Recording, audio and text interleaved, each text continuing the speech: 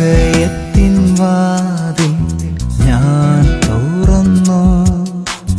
യേശു എന്നുള്ളിൽ വസിച്ചിടുവാൻ. ഹൃദയത്തിൻ വാതിൽ ഞാൻ തുറന്നു. യേശു എന്നുള്ളിൽ വസിച്ചിടുവാൻ.